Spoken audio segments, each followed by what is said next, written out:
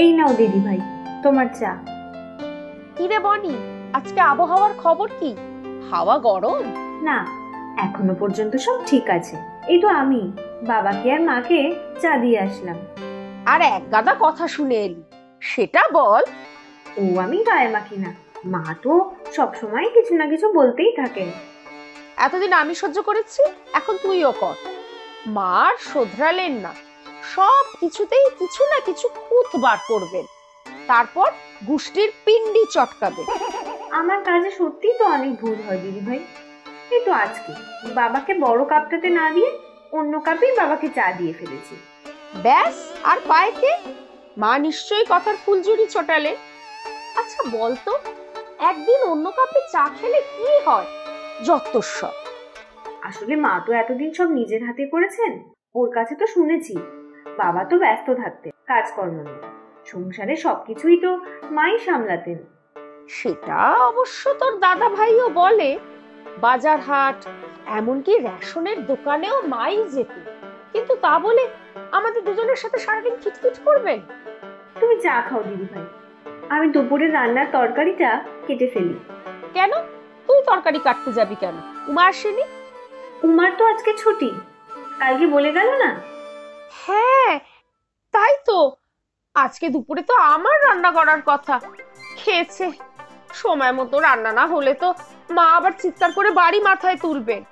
তুমি চিন্তা করো না দিদি ভাই, আমি কাজ এগিয়ে রাখছি। সত্যি রে বনি, তুই এ বাড়িতে আসার পর থেকে একটু কাজ হালকা হয়েছে, না হলে সবসময় মার সাথে যোগানদারি করতে হতো। হ্যাঁ দিদি ভাই, মা কিন্তু সবসময় কিছু না কিছু করেই চলেছে, শুধু রবিবার দুপুরে রান্নার দায়িত্ব তোমার। সেটা কেন জানিস? মা পাঁঠার মাংস ছোবেন না, আর বাবার আবার রবিবার মাংস না হলে চলে না, তাই আমার ভাগে দায়িত্ব এসে পড়ে মাংস রান্না করার। আজ সকালেই তো দাদাভাই মাংস নিয়ে এসেছে, আমি ভালো করে ধুয়ে রেখেছি, আমি সব মাখিয়ে রেখে দেব। দিবি? আচ্ছা দিস, আমি ঘরটা একটু গুছিয়ে তারপর যাচ্ছি, রবিবার ছাড়া তো আর সময় পাই না। তুমি আস্তে সুস্তে এসো তো, আমি সামলাচ্ছি ওদিকে। বড় বৌমার অবস্থা দেখেছো? দিনে দিনে কিন্তু বড় অবাধ্য হয়ে যাচ্ছে। ছি ছি, এ আবার কেমন কথা? বড় বৌমা কি ছোট বাচ্চা নাকি যে ওকে এভাবে বলছো? বলবো না তো কি, প্রত্যেক সংসারের একটা নিয়ম কানুন তো আছে, আজকাল দেখি কোনো কিছুরই তোয়াক্কা করে না। না না, এ আমি মানতে পারছি না। বড় বৌমা অফিসে ভালো চাকরি করে, তার কত দায়িত্ব সেখানে। ও তাই বলে বাড়ির কোনো দায়িত্ব থাকবে না? অফিসের নিয়ম কানুন মানতে পারবে, আর বাড়িরটা নয়? সকাল গড়িয়ে দুপুর হতে চলল, এখনো রান্না শুরু করতে পারলো না। না না শ্রী, বড় বৌমা একটা দিন ছুটি পায়, ওকে ওকে কিছু বলো না, দেখবে ঠিক সময় মতো সব রান্না করে ফেলবে। এখন তো সাথে ছোট বৌমা আছে। হ্যাঁ, তার তো মাত্র কয়েক মাস হলো, তাই এখনো ঠিকঠাক কথা শোনে। এরপর তো দেখবে বড় বৌমার মতো আবার ডানা গজাবে। তা যাই বলো, ওদের দুজনের মধ্যে কিন্তু খুব মিল। হ্যাঁ হ্যাঁ, সব জানা আছে গো, সব জানা আছে। এখন তো গলায় গলায়, দুদিন পরেই দেখবে মুখ দেখা দেখি বন্ধ। সে ওরা যাই করুক, তুমি কিন্তু ওদের দুজনকেই সমান চোখে দেখবে।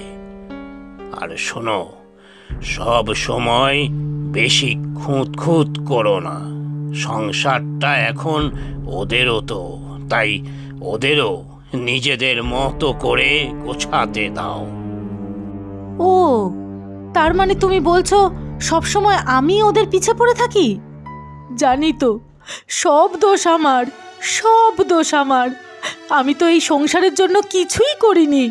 আহা, সেটা আবার কখন বললাম? সব কথা কি আর মুখে বলতে হয় গো?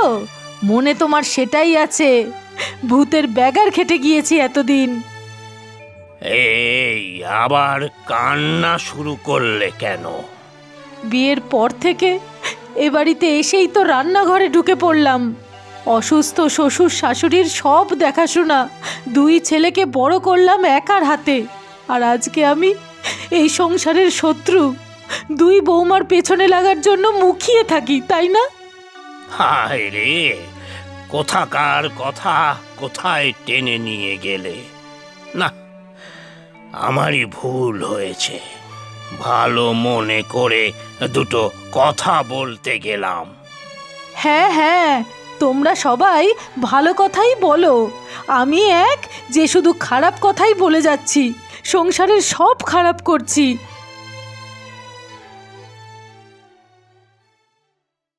কিরে বনি, কি বুঝছিস? কিসের কি বুঝবো দিদিভাই? মাংসের? ধুত তরি! এই শোন, তুই কি সত্যিই বুঝিস না, না না বোঝার ভান করে থাকিস? ও দিদিভাই, বকছো কেন আমাকে? আচ্ছা বলো না, কি বলছো আমাকে? বলছি তোর শাশুড়ি মায়ের কি খবর? এখান থেকে যা বুঝলাম, কর্তাগিন্নির কিন্তু আবার ঝগড়া হয়েছে, আর তার রেশ কিন্তু আমাদের দুজনের ওপর এসে পড়বে। হ্যাঁ গো, আমার কিন্তু কেমন ভয় ভয় করছে। ধুর, ভয় কিসে? এই বাড়িতে সব রোজগারের ব্যাপার, মাঝে মধ্যেই হয়, পূর্ণিমা অমাবস্যার মতো। একটু পরেই দেখবি আবার ঠিক হয়ে যাবে। আর মা আমাদের বকবেন তো, পাত্তা দিবি না। ভগবান দুটো কান দিয়েছেন কেন শুনি? এক কানে শুনবি আর অন্য কান দিয়ে বার করে দিবি। রে, কি হলো তোর? ভয় কি? না গো দিদিভাই, মা বকলে আমার একটুও খারাপ লাগে না, তবে আমার খুব ভয় লাগে অন্য কারণে। আমার দিদা আর দাদু, ওরাও নিজেদের মধ্যে মাঝে মধ্যেই খুব ঝগড়া করতো। একদিন ঝগড়া করে দাদু ঘর থেকেই বের হয়ে গিয়েছিল, আর কখনো ফিরে আসেনি। না রে বোকা মেয়ে, তুই এত ভাবিস না, এরকম কিচ্ছু হবে না। আমাদের বাবা মাকে ছাড়া থাকতেই পারবেন না। মা একটু খিটখিটে, মেজাজ সবসময় চরমে থাকে, তাই ঝগড়া লেগে যায় দুজনের মধ্যে। আমাদের বাবা খুব ভালো, তাই না দিদিভাই? সবসময় সাপোর্ট করে আমাদের। হ্যাঁ রে, আমি যে চাকরি করি এখনো, সেটা তো বাবার জন্যই হয়েছে রে। আমার চাকরি করা নিয়ে বাবা মায়ের সাথে কম ঝামেলা করেছেন? দুদিন তো প্রায় কথা বন্ধ ছিল, পরে অবশ্য বাবাই মাকে শান্ত করেছেন। সত্যি দিদিভাই? নে নে, স্যালাড গুলো তাড়াতাড়ি কাটা শেষ কর, আমি ততক্ষণে মাংসটা নামিয়ে ফেলি। এক্ষুনি দেখবি ডাক আসবে, বৌমা আর কতক্ষণ? বৌমা আর কতক্ষণ? এ কি বড় বৌমা, ছোট বৌমা, খোকারা কোথায়? এখনো খেতে আসেনি কেন? আসলে মা, দাদা ভাই আরও কোনো বন্ধুর বাড়িতে নিমন্ত্রণ ছিল, সেখানেই গেছে। বড় বৌমা, তুমি সব জেনেও আমাকে কিছু বলনি কেন? সব তোমার বুদ্ধি, তাই না? তাই খোকাদেরও সাহস হলো আমাকে না বলে বেরিয়ে যাবার। আহা, কি হচ্ছে কি শ্রীরাধা? ছেলেদের বিয়ে হয়েছে, ওরা বড় হয়েছে, কোথায় যাবে না যাবে সব কিছু তোমাকে বলে যাবে বলো? আসলে অনেক পুরনো বন্ধু তো, অনেকদিন আগে থেকেই বলে রেখেছিল, তাই গেছে। আপনি পুজো দিচ্ছিলেন, তাই আর আপনাকে বলে যেতে পারিনি। ছোট বৌমাও দেখছি বেশ কথা শিখে গেছে। তা কার থেকে ট্রেনিং নেওয়া হচ্ছে? বড় বৌমা নাকি অন্য কেউ? অনেক বকাবকি হয়েছে, এবারে খাওয়া শুরু করা যাক। সব সময় তোমার জেরা। মাংসের গন্ধ তো বেশ বেরিয়েছে বৌমারা।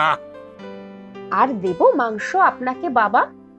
মা, আপনাকে দাও না দিদিভাই, মাকে আরেকটু। থাক, আর তোমাদের আধিক্যতার দরকার নেই, লাগলে আমি চেয়ে নিতে পারবো। আর তোমার বাবাকে বেশি মাংস দেবে না, বুঝেছো? ডাক্তার কম খেতে বলেছে। দিদিভাই, তুমি তো বাড়ি থাকো না, সব কাজ তো আমাকেই করতে হয়। একদিন একটু বেশি কাজ করছো বলে এত কথা শোনাচ্ছ। শোন বনি, তোর মতো আমি সারাদিন ঘরে বসে থাকি না, আমাকে রোজ বাইরে কাজে বেরোতে হয়। একটা দিন ছুটি পেয়েছি, তাও আমি সংসারের কাজ করব? আমি পারবোই না। মা ঠিকই বলে দিদিভাই, দুটো পয়সা রোজগার করো বলে তোমার বড্ড বেশি দিমাগ, মাটিতে পাই পড়ে না। কি, মা এই কথা বলেছে? ভালো তো, আমার দেমাক আমি দেখাই। কি হলো কি, তোমাদের দুজনের এত ঝগড়া কিসের? মা আপনি এসেছেন, খুব ভালো আপনি। বড্ড মায়ের ন্যাওটা হয়েছিস যে বড়। এতদিন তো মায়ের নামে আমার কাছে নালিশ করতিস, আর এখন? দিদি ভাই তুমি এসব কি বলছো? আমি মায়ের নামে কখন এ কথা বলেছি তোমাকে? উনি গুরুজন মানুষ। কি ব্যাপারটা কি তোমাদের? আমি যে সামনে দাঁড়িয়ে আছি তোমাদের কোনো ভ্রুক্ষেপই দেখছি না। থামুন মা, আজকে একটা ফয়সালা না হলে হবে না। অফিস থেকে আপনার বড় ছেলে এলে আমি বলবো এই বাড়িতে আমার কোনো সম্মান নেই। কি হচ্ছে কি? তোমার শ্বশুর মশাই বাড়িতে আছেন তো? দেখছেন মা দিদি ভাই কেমন ব্যবহার করছে আমাদের সাথে। খুব তো শাশুড়ি সোহাগী হয়েছিস। ঠিক আছে, আজ থেকে তুই থাক তোর শাশুড়িকে নিয়ে, আমি আর আমার বর বাবাকে নিয়ে আলাদা থাকবো। এ কি বলছো বড় বৌমা? তোমার মাথা খারাপ হয়ে গেল নাকি? আলাদা থাকবো মানে? আহা, কি হলো কি এখানে? সেই কখন থেকে তোমাদের চিৎকার চেঁচামেচির আওয়াজ পাওয়া যাচ্ছে। ওগো ওগো দেখো না, কি সাহস এদের! বড় বৌমা আলাদা থাকতে চাইছে। আমরা দুজন দুই দিকে, তোমাকে আমাকে আলাদা করে দিতে চাইছে ওরা। সে কি বড় বৌমা, তুমি এসব কি বলছো? ছোট বৌমা, কি হয়েছে তুমি বলো তো? হঠাৎ তোমাদের কি হলো? বেশ তো ছিলে তোমরা।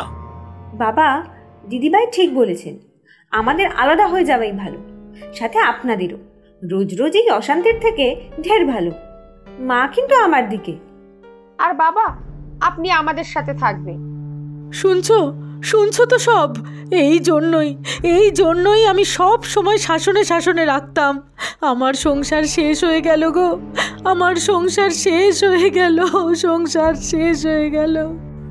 সব তোমার জন্যই হয়েছে। বৌমাদের সব সময় কথা শোনাও, এখন ওরাও পাল্টা জবাব দিচ্ছে। আর কি হবে?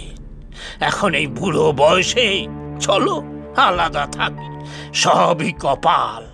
আমি চলে যাব বড় ছেলে আর বড় বৌমার সাথে। আমার ভুল হয়ে গেছে গো, আমার খুব বড় ভুল হয়ে গেছে। আমি বৌমাদের কোনো দিনই ভালোবাসতে পারিনি, শুধু বকে গেছি। তুমি বারবার বলা সত্ত্বেও শুনিনি। এখন কি হবে গো? এই বয়সে আমাদের আলাদা হতে হবে। আমি পারবো না গো, আমি কিছুতেই পারবো না। তাহলে বলো, বৌমাদের সাথে সব সময় খিটখিট করবে না? হ্যাঁ হ্যাঁ, কখনো করবো না। ওরা দুজন তো আমার মেয়েরই মতো। তাহলে বড় বৌমা, আজকে আলাদা থাকার ব্যাপারটা ক্যান্সেল করা যাক। আর ছোট বৌমা, তুমি তো ফাটিয়ে অ্যাক্টিং করেছো হে। কালকেই থিয়েটারে নাম লিখিয়ে দিয়ে আসবো। কি যে বলেন না বাবা, আপনি তো শিখিয়ে দিলেন বলেই বলতে পারলাম। কি তোমরা কি সব বলছো বলো তো? আচ্ছা, এইসব তোমাদের শ্বশুর বৌমাদের নাটক? আমাকে জব্দ করার প্ল্যান করেছিলে? আসলে মা, আপনি রাগ করবেন না প্লিজ। না, আজ আর রাগ করিনি। সত্যিই তো আমি তোমাদের শাশুড়ি হয়েই থেকে গেছি, মা হতে পারিনি। আজ থেকে তোমাদের মা হলাম আমি, বুঝলে? তোমাদের মা হলাম। প্রচুর সঠিক উত্তরদাতাদের মধ্যে থেকে আমরা বেছে নিয়েছি 10 জনের নাম। গল্পের নাম হঠাৎ অতিথি।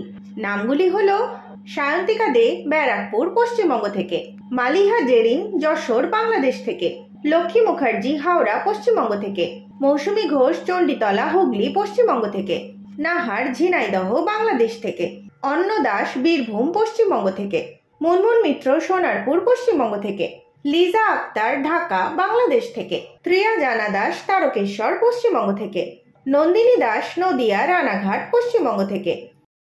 আজকের প্রশ্ন: লিপি কি রান্না ভালো করত?